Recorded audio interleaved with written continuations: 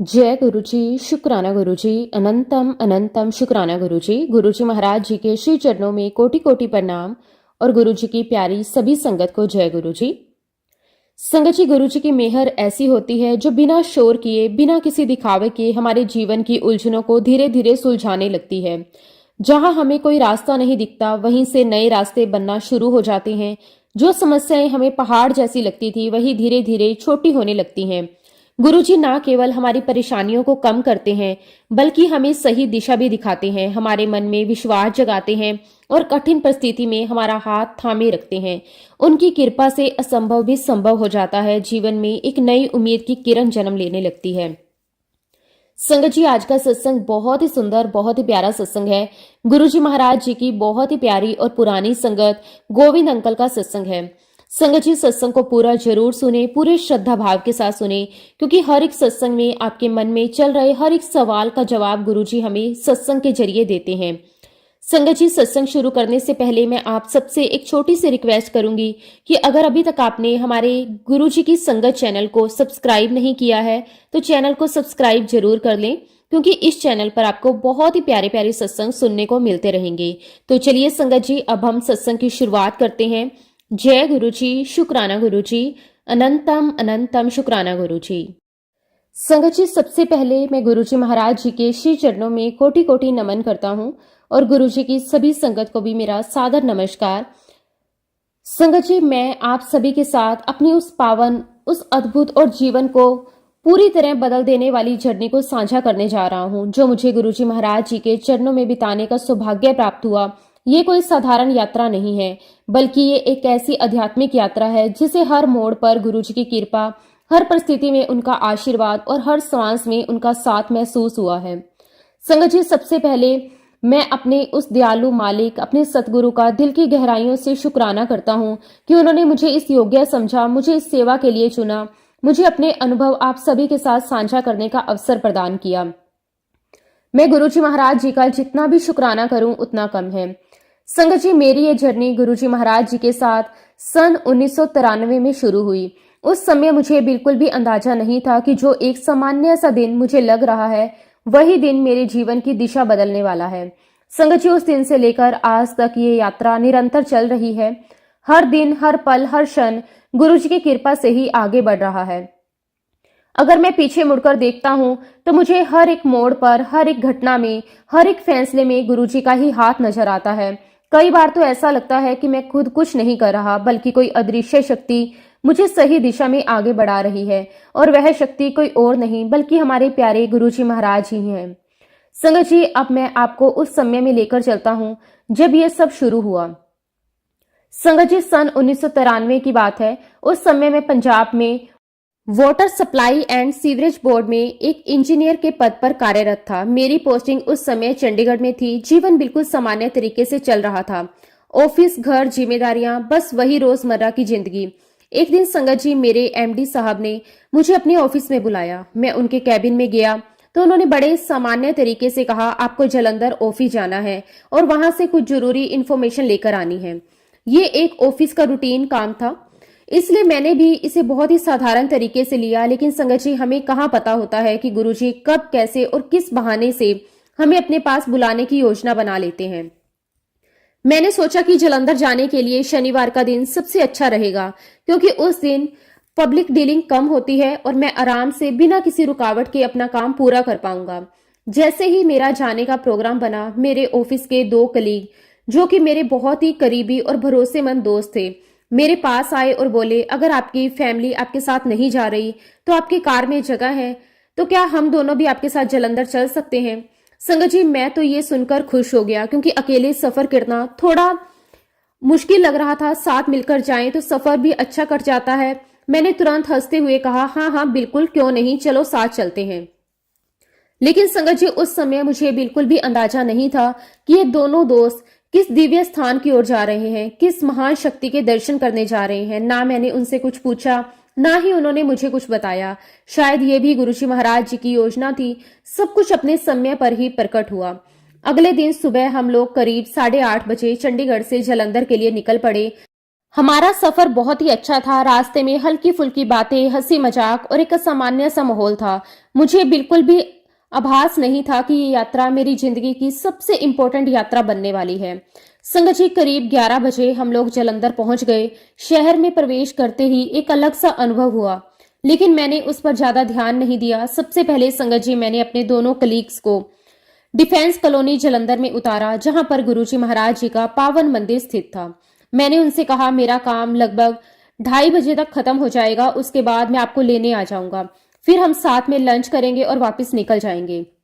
संगत जी, उन्होंने भी कहा कि ठीक है, और वो अंदर चले गए। संगत जी, मेरा ऑफिस उस मंदिर से ज्यादा दूर नहीं था, लगभग 2 किलोमीटर की दूरी पर था। मैंने सोचा कि काम जल्दी खत्म हो जाएगा और फिर आराम से वापस आकर उन्हें ले लूंगा। लेकिन उस दिन शायद सब कुछ गुरुजी की योजना के अनुसार ही चल रहा था। ऑफिस पहुंचते ही काम इतना ज्यादा निकल आया कि समय का पता ही नहीं चला। एक के बाद एक फाइल, एक के बाद एक मीटिंग और जिम्मेदारियों का सिलसिला ऐसा चला कि मैं 2:30 बजे तो क्या, 3 बजे तक भी फ्री नहीं हो पाया। संगत जी, उस समय मोबाइल फोन का जमाना नहीं था, ना कॉल कर सकते थे ना मैसेज। बस मन में यही था कि जैसे ही काम खत्म होगा मैं सीधे वहां पहुंच जाऊंगा। धीरे धीरे समय बीतता गया। जब मैंने घड़ी देखी तो शाम के लगभग 5:45 बज चुके थे। मैं थोड़ा परेशान भी हुआ कि काफी देर हो गई, लेकिन अब कुछ कर भी नहीं सकता था। जैसे ही मेरा काम पूरा हुआ, मैं बिना कहीं रुके सीधे डिफेंस कॉलोनी गुरुजी महाराज जी के मंदिर की ओर निकल पड़ा। मंदिर के बाहर पहुंचकर मैं अपनी कार में ही बैठा रहा। अपने ड्राइवर से कहा कि तुम अंदर जाकर दोनों को बुला लाओ। ड्राइवर अंदर चला गया। मैं कार में बैठा हुआ इंतजार करता रहा।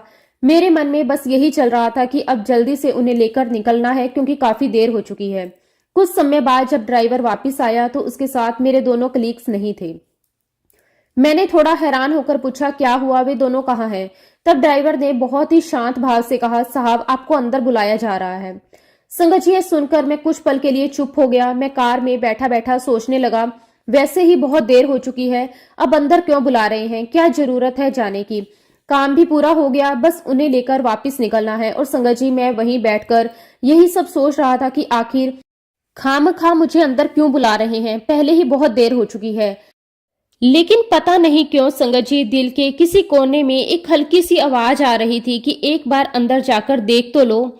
आखिरकार संगत जी, मैंने कार का दरवाजा खोला और धीरे धीरे मंदिर की ओर बढ़ने लगा। जैसे ही मैं अंदर की तरफ जा रहा था, मेरे मन में उत्सुकता भी बढ़ रही थी और एक अजीब सी शांति भी महसूस हो रही थी। जैसे ही मैं मंदिर के मेन गेट के पास पहुंचा, मैंने देखा कि बाहर बहुत सारे जूते चप्पल रखे हुए हैं। उस दृश्य को देखकर मुझे तुरंत एहसास हुआ कि अंदर काफी संगत मौजूद है। ये कोई साधारण जगह नहीं है, यहाँ जरूर कुछ खास है। संगत जी, मैंने भी अपने जूते उतारे और जैसे ही नंगे पांव उस पावन स्थान की ओर कदम बढ़ाया, उसी क्षण मुझे ऐसा अनुभव हुआ जिसे मैं शब्दों में बयां कर ही नहीं सकता। जैसे ही मेरा पहला कदम अंदर पड़ा, ऐसा लगा जैसे मैं किसी और ही लोक में प्रवेश कर गया, जैसे बाहर की दुनिया पीछे छूट गई और मैं किसी दिव्य, पवित्र और शांत वातावरण में आ गया। मन के अंदर अपने आप विचार आया, ये मेरे फ्रेंड किसके पास आए हैं? ये किसका घर है? ये कोई साधारण घर तो बिल्कुल नहीं हो सकता, यहाँ कुछ तो अलग है, यहाँ कोई विशेष शक्ति विराजमान है। संगत जी, वहां की ऊर्जा इतनी पॉजिटिव थी कि मन एकदम शांत होने लगा। जो थकान पूरे दिन के काम की वजह से शरीर में थी, वो पल भर में गायब हो गई। दिल हल्का लगने लगा और एक अजीब सी खुशी भीतर से उठने लगी। ऐसा लग रहा था जैसे कोई अदृश्य शक्ति मुझे अपने पास खींच रही हो, जैसे मैं पहली बार नहीं बल्कि कई जन्मों के बाद यहाँ वापस आया हूँ। संगत जी, यहाँ पर मैं आपको बताना चाहता हूँ कि जो दो कलीग मेरे साथ आए थे, उनमें से एक का नाम था मिस्टर चाम और दूसरे का नाम था संजीव। उस समय मुझे ये नहीं पता था कि ये दोनों मुझे किस अनमोल जगह पर लेकर आए हैं। अब संगत जी, जैसे ही मैंने गुरुजी महाराज जी के दरबार में प्रवेश किया और अंदर की ओर बढ़ा, तभी एक ऐसी घटना घटी जिसने मेरे होश उड़ा दिए। गुरुजी महाराज दूर बैठे हुए थे। जैसे ही उनकी नजर मुझ पर पड़ी, उन्होंने मुस्कुराते हुए दूर से ही कहा, जाम अंकल, मिला ले घड़ी, तेनू किया सी ना तेरा हरगोविंद अरोड़ा 7 बजे आएगा। देख 7 बज गए ना। संगत जी, ये शब्द जैसे ही मेरे कानों में पड़े, मैं कुछ क्षण के लिए बिल्कुल शॉक्ड हो गया। मेरे कदम वहीं रुक गए, दिल की धड़कन तेज हो गई और मैं अंदर ही अंदर सोचने लगा, ये कैसा हो सकता है? मैं तो पहली बार यहाँ आया हूँ। गुरुजी ने मुझे पहले कभी देखा तक नहीं। फिर इन्हें मेरा नाम कैसे पता और ये भी कैसे पता कि मैं कब आने वाला हूँ। संगत जी, ये कोई सामान्य बात नहीं थी। ये एक ऐसा अनुभव था जिसने मेरे अंदर के सारे तर्क, सारी सोच, सब कुछ हिलाकर रख दिया। लेकिन उसी क्षण मेरे मन में एक अजीब सी शांति भी आ गई, जैसे किसी ने अंदर से कह दिया हो, बस अब सब कुछ सही जगह पर आ गया है। मैं धीरे धीरे आगे बढ़ा और जैसे ही गुरुजी के समीप पहुंचा, अपने आप ही मेरा सिर झुक गया। मैंने उनके चरणों में माथा टेका और उनका आशीर्वाद लिया। उस पल संगत जी, जो अनुभूति मुझे हुई वो शब्दों से परे है। ऐसा लगा जैसे मेरे सर से कोई भारी बोझ उतर गया, जैसे मैं किसी सुरक्षित छत्र छाया में आ गया। मैं उनके पास ही एक और बैठ गया। गुरुजी मुझे बड़े प्यार से देख रहे थे। उनकी नजरों में इतना अपनापन था, इतनी करुणा थी कि मन पूरी तरह पिघल गया। उसके बाद संगत जी, गुरुजी महाराज जी ने मुझसे बहुत ही स्नेहपूर्वक बातें करनी शुरू कर दी। उन्होंने मेरे परिवार के बारे में पूछा, कौन कौन है, क्या करते हैं। फिर मेरी नौकरी के बारे में पूछा, मैं कहाँ काम करता हूँ। उनकी हर बात में इतना अपनापन था, मुझे ऐसा लग रहा था जैसे मैं किसी बहुत करीबी के पास बैठकर बातें कर रहा हूँ। और संगत जी, ये तो मुझे बाद में समझ आया कि गुरुजी को तो सब कुछ पहले से पता होता है। हमारा अतीत, हमारा वर्तमान, हमारा भविष्य, सब कुछ। उस समय तो मैं बस उनके सामने बैठा हुआ उनके स्नेह में डूबा जा रहा था। संगत जी, मुझे आज भी वो दृश्य बिल्कुल साफ साफ याद है। गुरुजी का वह मंदिर, उसकी साफ सफाई, उसकी हर चीज की व्यवस्था, ऐसा लग रहा था जैसे हर एक चीज में एक विशेष ऊर्जा है। मंदिर का वातावरण इतना पवित्र था कि मन बार बार वहीं रुक जाने को कर रहा था। ऐसा लग रहा था जैसे समय ठहर गया हो, जैसे कोई जल्दी ही नहीं है। संगत जी, सच कहूं तो उस दिन मुझे ऐसा लगा कि मैं किसी दूसरी दुनिया में आ गया, या यूं कह लीजिए कि मैं जन्नत में आ गया। इतनी शांति, इतना सुकून, इतनी पॉजिटिविटी कि मैं कुछ देर के लिए सब कुछ भूल गया, अपना काम, अपनी जल्दी, अपनी चिंताएं, सब कुछ। मैं बस वहीं बैठा गुरुजी को निहार रहा था, उस वातावरण को महसूस कर रहा था। अब संगत जी, मेरे मन में एक विचार आया कि शायद गुरुजी थोड़ी देर में प्रवचन देंगे। मैंने सोचा कि चलो आज प्रवचन भी सुनने को मिल जाएंगे, ये तो और भी बहुत बड़ा सौभाग्य है। लेकिन जैसे जैसे समय बीतता गया, कोई प्रवचन शुरू नहीं हुए। मैंने हल्के से अपने फ्रेंड की तरफ देखा, उसने मेरी ओर देखा, आंखों ही आंखों में इशारा किया, अभी बैठे रहो। संगत जी, उस समय तक हमें काफी देर हो चुकी थी। बाहर का हिसाब लगाऊं तो बहुत लेट हो रहे थे, लेकिन अंदर का माहौल ऐसा था कि वहां से उठने का मन नहीं कर रहा था। दिल कह रहा था कि थोड़ी देर और बैठते हैं, कुछ तो खास है यहाँ, कुछ तो होने वाला है। मैंने मन ही मन सोचा कि अब आए हैं तो प्रवचन सुनकर ही जाएंगे। इसी बीच संगत जी, कुछ देर बाद गुरुजी महाराज उठे और बाहर चले गए। मैंने सोचा कि शायद अब गुरुजी वापस आएंगे और प्रवचन शुरू होंगे, लेकिन संगत जी, जो आगे हुआ उसने मेरे दिल को पूरी तरह जीत लिया। कुछ ही देर बाद गुरुजी महाराज वापस आए तो उनके हाथ में जल प्रसाद था, चाय प्रसाद था, समोसा प्रसाद था, मिठाई प्रसाद था, और सबसे बड़ी बात, गुरुजी ये सब समय अपने हाथों से लेकर आए थे और सीधे मेरे पास आए। संगत जी, ये दृश्य देखकर मैं अंदर से हिल गया। मैं सोच भी नहीं सकता था कि इतनी बड़ी महान आत्मा, इतने ऊंचे स्तर के गुरु स्वयं मेरे लिए प्रसाद लेकर आए हैं। उन्होंने बड़े प्यार से मुझे वो सब प्रसाद दिया, जैसे कोई माँ अपने बच्चे को अपने हाथों से खिलाती है। संगत जी, उस क्षण मेरे अंदर जो भाव उठा वो शब्दों में बयां करना बहुत मुश्किल है। आंखें नम हो गई, दिल श्रद्धा से भर गया और सिर अपने आप झुक गया। मैंने सोचा कि आज तक मैंने ऐसा प्रेम, ऐसा अपनापन कहीं नहीं देखा।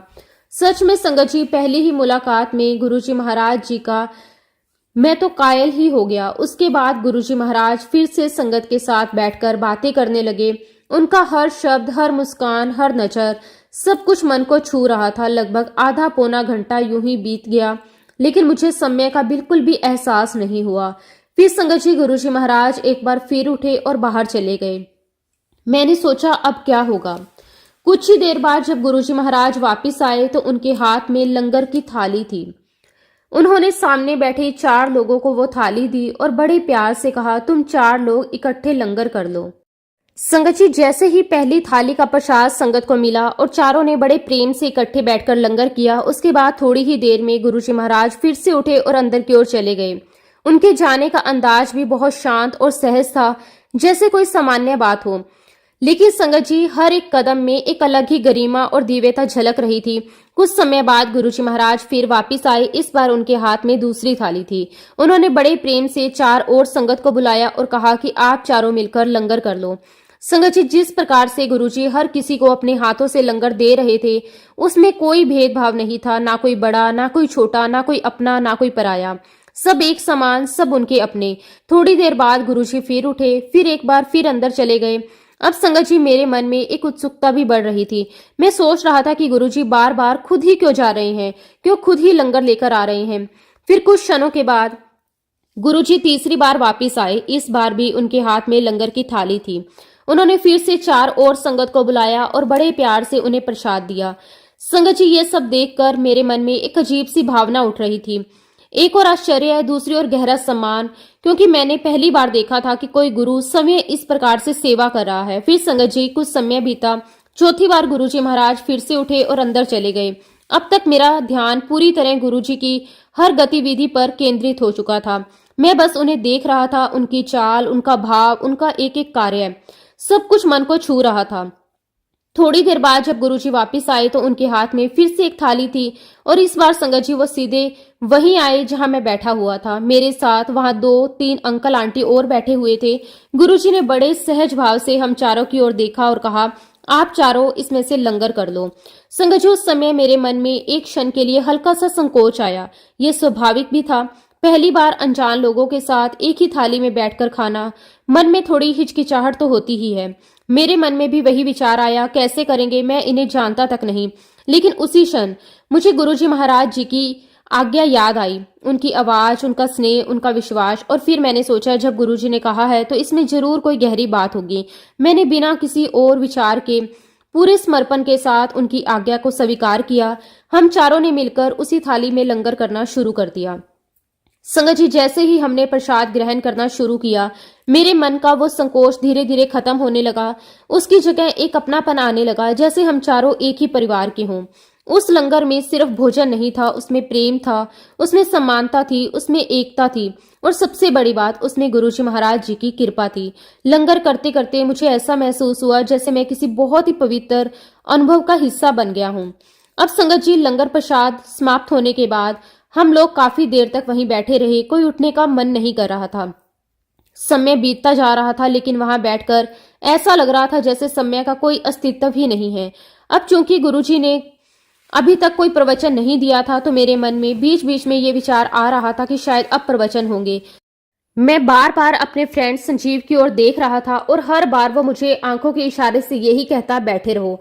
संगत जी, उस पूरे समय में एक और बात बहुत विशेष थी। गुरुजी बीच बीच में हमारी तरफ देखते, हल्की सी मुस्कान देते और फिर दूसरी ओर देखने लगते। उनकी वो टेढ़ी नजर, वो मुस्कान, ऐसा लगता था जैसे वो हमारे मन के हर एक विचार को पढ़ रहे हों, जैसे उन्हें सब कुछ पता हो कि हम क्या सोच रहे हैं, क्या महसूस कर रहे हैं। मेरे मन में जो भी प्रश्न उठ रहे थे, चाहे वह जाने की जल्दी हो या घर की चिंता या समय का हिसाब, ऐसा लगता था जैसे गुरुजी सब समझ रहे हों। संगत जी, इस बीच मेरे मन में एक और चिंता भी चल रही थी। मैं सोच रहा था कि बाहर जो ड्राइवर बैठा है, उसे भी तो खाना खिलाना है। अगर हम यहाँ से निकलेंगे तो फिर उसे कहीं रुककर खिलाना पड़ेगा, जिससे कि और समय लग जाएगा। और वैसे भी हम पहले ही काफी लेट हो चुके हैं। लेकिन संगत जी, इन सब चिंताओं के बावजूद मेरा मन वहां से उठने को तैयार नहीं था। दिल कह रहा था, बस थोड़ी देर और बैठे रहो, ये मौका बार बार नहीं मिलता। लेकिन दूसरी तरफ एक जिम्मेदारी भी थी। घर पर मेरी वाइफ इंतजार कर रही थी, समय का ध्यान रखना भी जरूरी था। इसी अधेड़ बुन में कुछ और समय बीत गया। फिर संगत जी, थोड़ी देर बाद मेरा फ्रेंड संजीव उठा। वो धीरे से गुरुजी के पास गया, उसने जाने की आज्ञा ली। मैं भी उसके पीछे पीछे गया और बड़े आदर और विनम्रता के साथ गुरुजी से आज्ञा ली। गुरुजी ने बहुत ही सहज भाव से हमें जाने की अनुमति दे दी। हम तीनों बाहर आ गए। बाहर आकर सबसे पहले मैंने अपने ड्राइवर से कहा, चलो आगे चलकर तुम्हें खाना खिला देते हैं। लेकिन संगत जी, जो जवाब ड्राइवर ने दिया उसे सुनकर मैं अंदर तक हिल गया। ड्राइवर ने बड़े सहज भाव से कहा, साहब मैंने तो सब खा लिया, मैंने चाय प्रसाद भी पी ली, समोसा प्रसाद भी खा लिया, मुझे तो लंगर भी मिल गया। संगत जी, सुनकर मैं कुछ पल के लिए बिल्कुल चुप हो गया। मैंने सोचा, ये कैसे संभव है? मैं तो पूरे समय अंदर था, ड्राइवर बाहर ही बैठा था, फिर इसे ये सब कैसे मिल गया? उस क्षण मेरे मन में गुरुजी के प्रति और भी गहरी श्रद्धा जाग उठी।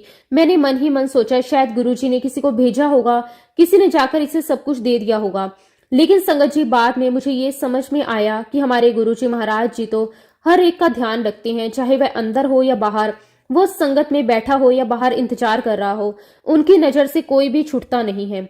फिर संगत जी, बाहर आकर मैंने अपने फ्रेंड संजीव से पूछा, क्या तुमने मेरा नाम गुरुजी को बताया था? तो उन्होंने तुरंत मना कर दिया। उन्होंने कहा कि नहीं, हमने कुछ नहीं बताया।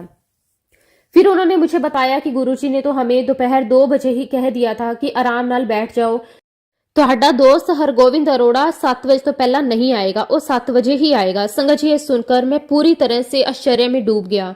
मैं सोचने लगा ये कैसे संभव है, मेरा नाम, मेरे आने का समय, सब कुछ पहले से कैसे पता।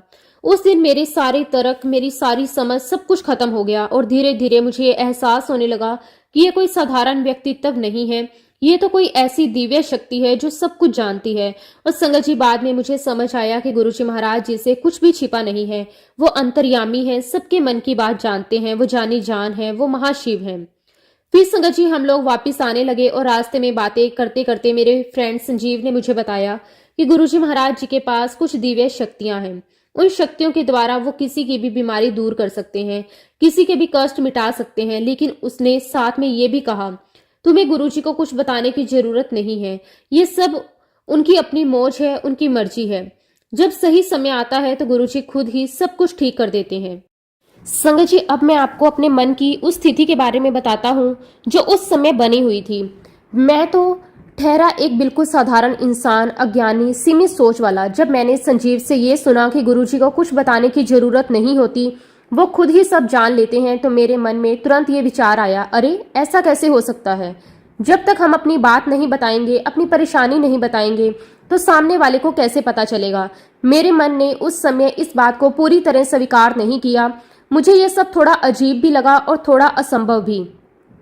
खैर संगत जी, हम लोग बातें करते करते चंडीगढ़ वापस पहुंच गए। घर पहुंचने के बाद मैंने दिन भर की पूरी घटना, जो कुछ भी गुरुजी के साथ दरबार में हुआ, वो सब मैंने अपनी वाइफ को विस्तार से बताया। मैंने उसे बताया कि कैसे पहली बार दर्शन हुए, कैसे गुरुजी ने बिना बताए मेरा नाम लिया, कैसे उन्होंने प्रसाद दिया, कैसे वहां का वातावरण था, सब कुछ। वो भी बड़े ध्यान से मेरी सारी बातें सुन रही थी। उसके चेहरे पर आश्चर्य भी था और एक्साइटमेंट भी थी, कहीं ना कहीं एक उम्मीद भी जाग रही थी। लेकिन संगत जी, उसके बाद मैं फिर अपनी रोजमर्रा की जिंदगी में व्यस्त हो गया। ऑफिस, काम, जिम्मेदारियां, इन सब के बीच धीरे धीरे वो अनुभव, वो घटना, वो दिव्य मुलाकात, सब कुछ मेरे दिमाग से थोड़ा थोड़ा धुंधला होने लगा। यहाँ तक कि कुछ दिनों बाद तो ऐसा लगने लगा जैसे ये सब कोई सपना था, एक खूबसूरत सा अनुभव जो आया और चला गया। संगत जी, लगभग 1 हफ्ता बीत गया। फिर वीकेंड आया और उसी दिन संजीव का फोन आया। उसने बड़े सहज तरीके से कहा, अरोड़ा साहब, आज हम फिर गुरुजी के पास जा रहे हैं, आप भी हमारे साथ चलना चाहोगे? संगत जी, उस समय मेरे मन में जाने का कोई खास विचार नहीं था। मैंने तुरंत ही मना कर दिया, नहीं नहीं, आप लोग जाओ, मुझे नहीं जाना। इतना कहकर मैंने फोन रख दिया। उसी समय मेरी वाइफ मेरे पास ही बैठी हुई थी। उसने मेरी पूरी बातचीत सुन ली थी। फोन रखते ही उसने मेरी ओर देखा और बड़े शांत लेकिन उम्मीद भरे स्वर में कहा, सुनो, मुझे इतने सालों से बैक पेन है। अगर तुम कह रहे हो कि गुरुजी हर बीमारी दूर कर देते हैं, तो क्यों ना हम भी चले उनके दर्शन करने। संगत जी, उसकी आवाज में एक दर्द भी था और एक विश्वास भी। मैंने उनसे कहा, अब तो मैंने फोन रख दिया है और शायद वो लोग निकल भी चुके होंगे।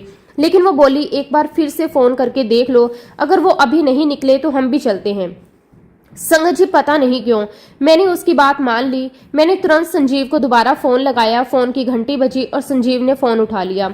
मैंने उससे कहा, अगर तुम लोग अभी निकले नहीं हो तो हम भी चलना चाहते हैं। संगत जी, उसने बिना एक पल की देरी किए कहा, आप दोनों तैयार हो जाओ, हम आपको रास्ते से ही पिक कर लेंगे। उसकी ये बात सुनकर मुझे अंदर से एक अजीब सा एहसास हुआ, जैसे सब कुछ पहले से तय था, जैसे ये सब कोई संयोग नहीं बल्कि किसी की योजना थी। और सच कहूं संगत जी, आज जब मैं पीछे मुड़कर देखता हूं तो साफ समझ में आता है कि ये गुरुजी महाराज जी का बुलावा था। हम चाहे हाँ करें या ना करें, जब उनका बुलावा आता है तो इंसान को जाना ही पड़ता है। लेकिन संगत जी, उस समय मेरी भावना पूरी तरह शुद्ध नहीं थी। मैं खुलकर स्वीकार करता हूँ, मेरे मन में एक स्वार्थ था, एक लालच था। मैं ये सोचकर जा रहा था कि अगर गुरुजी सच में सब कुछ ठीक कर सकते हैं तो मेरी वाइफ का बैक पेन भी ठीक कर दें। बस यही एक इच्छा थी, यही एक उपेक्षा मेरे मन में थी। खैर संगत जी, हम लोग तैयार होकर संजीव के साथ गुरुजी के दरबार तक पहुंच गए। जैसे ही हम अंदर गए, मैंने और मेरी वाइफ ने गुरुजी को माथा टेका और चुपचाप जाकर संगत में बैठ गए। उस दिन संगत जी हम करीब 5 से 6 घंटे तक वहीं बैठे रहे। समय बीतता गया, इसका हमें बिल्कुल भी एहसास नहीं हुआ।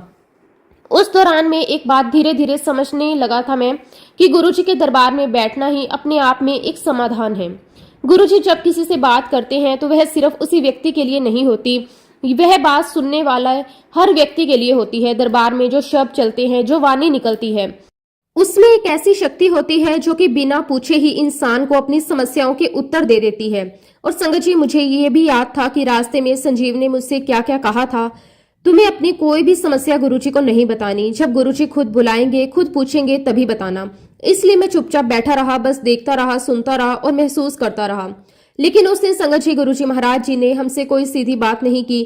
हम दर्शन करके, बैठकर और सब कुछ अनुभव करके वापिस आ गए। फिर संगत जी हम अगली बार फिर गए। उस बार भी हम काफी देर तक बैठे रहे। उस दिन संगत जी मैंने एक और अनोखा अनुभव किया। गुरुजी के दरबार में बैठे थे और अचानक किसी भी संगत को उठा देते थे।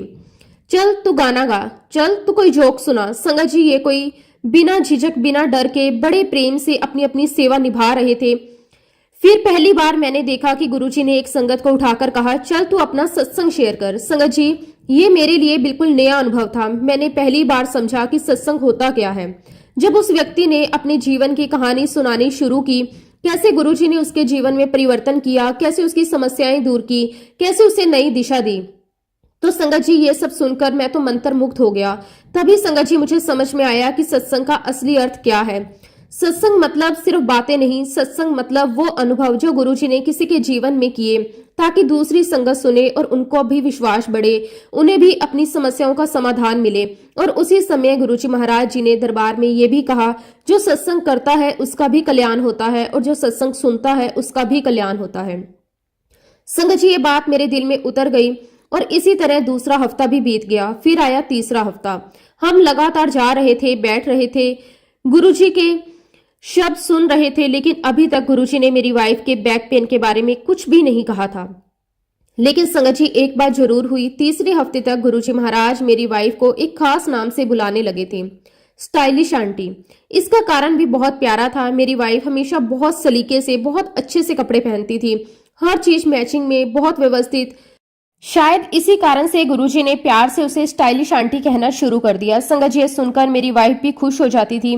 उसे लगता था कि गुरुजी उसे पहचानते हैं, उसे देखते हैं। लेकिन फिर भी उसके मन में एक सवाल था, मेरी परेशानी का क्या। अब संगत जी जब चौथा हफ्ता आया तो मेरे मन में एक अलग ही विचार चल रहा था। मैंने मन ही मन तय कर लिया कि आज मैं गुरुजी के पास जाऊंगा और साफ साफ कहूंगा कि गुरुजी, मेरी वाइफ को ये समस्या है, हम इसी उम्मीद से आपके पास आ रहे हैं, आप कृपया करके इसे ठीक कर दीजिए।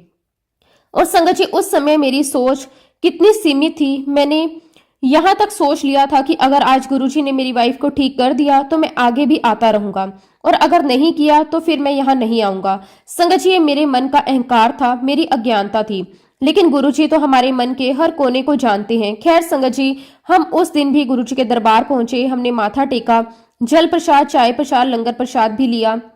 और जैसे ही ये सब कुछ समाप्त हुआ, अचानक संगत जी गुरुजी महाराज जी ने मेरी वाइफ की ओर देखा और आवाज लगाई, चल स्टाइलिश आंटी आजा।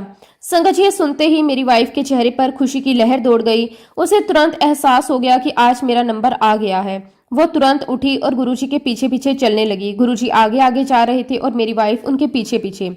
और संगत जी मैं वहीं बैठा हुआ था और मेरे मन में उस समय कई तरह के विचार चल रहे थे। संगत जी मेरा दिल बार बार कह रहा था कि मुझे भी साथ जाना चाहिए था, आखिर वो मेरी वाइफ है, उसे क्या समस्या है ये मुझे अच्छे से पता है, और अगर गुरुजी कुछ पूछे तो मैं भी बता सकता हूँ। लेकिन उसी के साथ एक दूसरी आवाज भी आ रही थी, शायद गुरुजी ने सिर्फ उसे ही बुलाया है, शायद ये उनकी मर्जी है। संगत जी सोचते सोचते मैं अंदर ही अंदर उलझा हुआ था और तभी अचानक गुरुजी महाराज थोड़ी दूर जाकर वापिस लौटे और सीधे मेरी तरफ देखते हुए बोले, अरोड़ा अंकल आजा, मैनू पता है तू की सोची जाना है, मैं तेरी वाइफ नू कुछ नहीं कहंदा। संगत जी जैसे ही ये शब्द मेरे कानों में पड़े मैं अंदर तक हिल गया। मुझे ऐसा लगा जैसे किसी ने मेरे मन के दरवाजे खोलकर अंदर झांक लिया हो। जो कुछ मैं सोच रहा था, जो भाव मेरे अंदर चल रहे थे, वो सब गुरुजी ने शब्दों में कह दिए। उस पल संगत जी मुझे इतनी ज्यादा शर्म महसूस हुई कि मैं शब्दों में बयान नहीं कर सकता। ऐसा लगा जैसे मैं जमीन में समा जाऊं।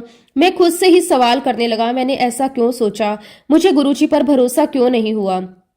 संगत जी, उस एक पल में मेरा अहंकार टूट रहा था, मेरी सोच बदल रही थी और सच कहूं तो उस समय मुझे थोड़ा डर भी लगने लगा था, क्योंकि अब मुझे ये एहसास हो चुका था कि गुरुजी सिर्फ बाहर नहीं, हमारे अंदर भी देख रहे हैं। मैंने तुरंत हाथ जोड़ लिए और कहा, नहीं नहीं गुरुजी, मैं यहीं ठीक हूं। लेकिन गुरुजी महाराज फिर बोले, तेनू क्या ना आ जा। संगत जी, उनके बोलने का जो अंदाज था उसमें एक साथ डांट भी थी, प्यार भी था और अपनापन भी था और एक आदेश भी था। ऐसा लगता था कि आप मना ही नहीं कर सकते, दिल अपने आप मान जाता था। मैं तुरंत उठकर उनके साथ चल पड़ा। संगत जी, जालंधर के उस मंदिर में एक छोटा सा कमरा था जहां एक दीवान रखा हुआ था, उसे ट्रीटमेंट रूम कहा जाता था। गुरुजी महाराज मुझे और मेरी वाइफ को लेकर वहीं अंदर गए। जैसे ही हम अंदर पहुंचे, गुरुजी ने मेरी वाइफ की तरफ देखा और बड़े सहज भाव से कहा, स्टाइलिश आंटी, तू ना पुट्ठी लेट जा दीवान ते, यानी कि दीवान पर उल्टा लेट जा। मेरी वाइफ ने बिना किसी सवाल के पूरी श्रद्धा के साथ उनकी बात मान ली और दीवान पर लेट गई। गुरुजी खुद भी उसी दीवान पर बैठ गए और मैं नीचे जमीन पर बैठ गया। तभी गुरुजी ने मेरी ओर देखा और कहा, अंकल तू ऊपर आ जा। मैंने तुरंत हाथ जोड़ लिए और कहा कि नहीं गुरुजी, मैं यहीं ठीक हूं। लेकिन इस बार गुरुजी ने थोड़ा सख्त स्वर में कहा, तेनू क्या ना इत्थे आ जा। संगत जी, मैं तुरंत उठकर उनके पास जाकर बैठ गया। अब जो आगे हुआ वो मेरे जीवन का सबसे अद्भुत और अविश्वसनीय अनुभव था। गुरुजी महाराज जी ने दीवान के पास रखी एक दराज खोली, उसमें से एक चांदी का छोटा सा चम्मच निकाला। फिर उन्होंने अपनी आंखें बंद की, कुछ मंत्र बोले, कुछ ऐसा कहा जो हमें समझ नहीं आया। उसके बाद उन्होंने उस चम्मच पर हल्की सी फूंक मारी और फिर संगत जी उन्होंने उस चम्मच को मेरी वाइफ की रीढ़ की हड्डी पर रखना शुरू कर दिया, एक एक करके बहुत ध्यान से, और जैसे कोई बहुत अनुभवी डॉक्टर बहुत गहराई से इलाज कर रहा हो। जैसे जैसे गुरुजी उस चम्मच को हड्डी पर प्रेस करते जा रहे थे, हर बार चटक की आवाज आ रही थी। संगत जी, वो आवाज बिल्कुल साफ सुनाई दे रही थी, एक एक हड्डी जैसे अपनी जगह पर आ रही हो। मैं ये सब देख रहा था और हर आवाज के साथ मेरा दिल भी धड़क रहा था। गुरुजी बहुत ही ध्यान पूर्वक एक एक पॉइंट पर काम कर रहे थे और फिर धीरे धीरे उस रीढ़ की हड्डी के अंतिम हिस्से तक पहुंच गए। उसके बाद उन्होंने फिर से उस चम्मच पर फूंक मारी और बहुत ही सहज भाव से कहा, जा कल्याण कित्ता। संगत जी, ये शब्द सुनकर ऐसा लगा जैसे कोई अंतिम मोहर लग गई हो। अब मेरी वाइफ धीरे धीरे उठी। जैसे ही वो उठी, उसकी आंखों में लगातार आंसू बहने लगे। वो रो रही थी, लगातार रो रही थी। संगत जी, ये देखकर मैं घबरा गया। मेरे मन में तुरंत डर बैठ गया, ये क्या हो गया, इतना वो क्यों रो रही है, कुछ गलत तो नहीं हो गया? संगत जी, हम तो साधारण इंसान हैं, हमारी सोच सीमित है, हम कहाँ समझ सकते हैं कि ईश्वर क्या कर रहे हैं। मेरे मन में तरह तरह के विचार आने लगे, कहीं कुछ उल्टा तो नहीं हो गया, कहीं कोई नुकसान तो नहीं हो गया। लेकिन संगत जी, हम चुपचाप वापस दरबार में आकर बैठ गए। करीब 2.5 घंटे तक हम वहीं बैठे रहे। उस पूरे समय मेरी वाइफ की आंखों से आंसू बहते रहे। वो कुछ बोल नहीं रही थी, बस चुपचाप बैठी रही और मैं अंदर ही अंदर घबराया हुआ था। फिर कुछ समय बाद हमने गुरुजी से आज्ञा ली और घर के लिए निकल गए। रास्ते में मैंने अपनी वाइफ से पूछा, तुम ठीक हो, कैसा लग रहा है? संगत जी, उसने बहुत ही शांत स्वर में कहा, अभी तो मुझे कुछ भी समझ नहीं आ रहा, शायद 2-3 दिन में पता चले। संगत जी, हमने भी यही सोचा कि कुछ दिन देखते हैं, लेकिन जो हुआ वो किसी चमत्कार से कम नहीं था। जिस दिन गुरुजी महाराज जी ने मेरी वाइफ को आशीर्वाद दिया था, उस दिन के बाद जब तक मेरी वाइफ जीवित रही उसे कभी भी बैक पेन नहीं हुआ। संगत जी, सालों पुराना दर्द जो ना जाने कितने इलाजों से भी ठीक नहीं हुआ था, वो एक ही दिन में, एक ही क्षण में गुरुजी की कृपा से समाप्त हो गया। जब काफी समय तक उसे कोई दर्द नहीं हुआ, तब हमें पूरा विश्वास हो गया कि हाँ, गुरुजी ने उसे पूरी तरह ठीक कर दिया है। उस पल संगत जी, हमारे दिल में गुरुजी के प्रति विश्वास और श्रद्धा बहुत गहराई से बढ़ गई। हमने सोचा कि हमें गुरुजी महाराज के पास जाकर उनका शुक्राना करना चाहिए, उन्हें धन्यवाद देना चाहिए। और फिर एक वीकेंड पर मैं, मेरी वाइफ, मेरा बेटा और मेरी बेटी, हम चारों मिलकर गुरुजी के दर्शन करने पहुंचे।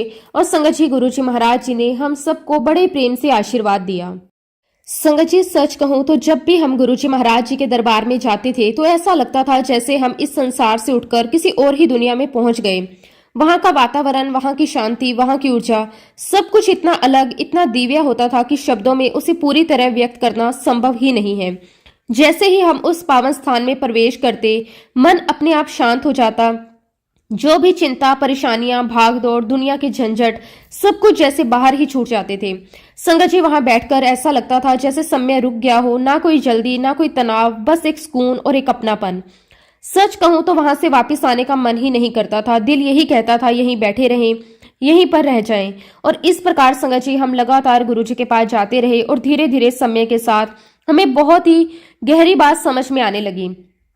संगत जी कई बार हमने देखा कि गुरुजी महाराज अपने हाथ में चाय प्रसाद लेते, थोड़ा सा पीते और फिर किसी एक अंकल या आंटी को बुलाकर वो बचा हुआ चाय प्रसाद दे देते। जब गुरुजी ऐसा करते थे तो बाकी संगत के मन में एक ही विचार आता था, ये जो अंकल आंटी हैं ये जरूर गुरुजी के बहुत खास होंगे, इन पर जरूर कोई विशेष कृपा होगी।